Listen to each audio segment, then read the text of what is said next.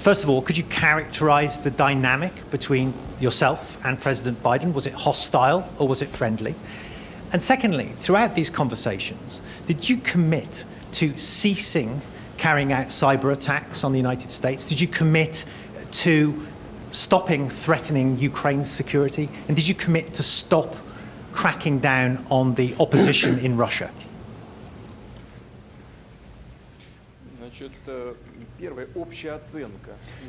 As for the first general appraisal, I think there was no hostility, quite the contrary.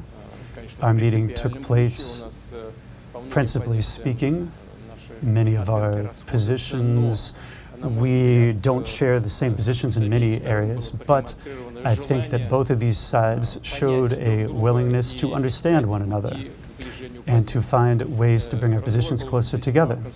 The talks were quite constructive. As for cybersecurity, we reached an agreement, chiefly that we will start negotiations on that. I think that's extremely important. Now, as for who needs to take on any sort of commitment, I'd like to inform you of something. I'm talking about something that's already well known, but not known to the broader public. Not from American sources. I'm afraid that I'll confuse the names of organizations, but as for American sources, they've said that most of the cyber attacks in the world are carried out from the cyber realm of the United States. In second place is Canada. Afterwards, Latin American countries, and then comes Great Britain. Russia on this list. Where's Russia on this list? Well, we are a country whose cyber territory has the most. Russia's not on the list. Number one. Secondly, we've received from the United States 10 requests regarding cyber attacks on attacks in the United States.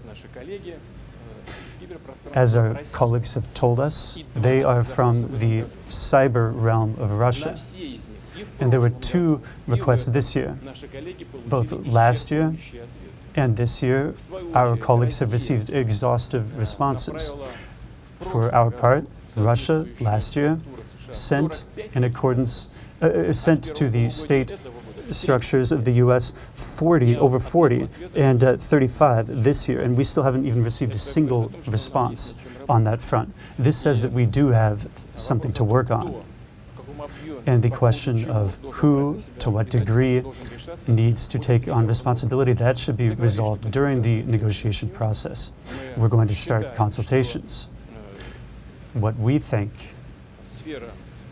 is that when it comes to cybersecurity, cybersecurity is incredibly important in the world in general, and specifically for the United Nations, and it's also important for Russia to the same extent. I'll give you an example. We know that there were cyber attacks on a pipeline company in the United States. We also know that the company was compelled to pay $5 million to the blackmailers. Some of the money, I believe, has already been returned, according to my sources, which was paid electronically, but some of it has not been returned. And what do the state organs of Russia have to do with that? We are encountering the same threats. For example, when it comes to the healthcare system of one of the big regions of the Russian Federation.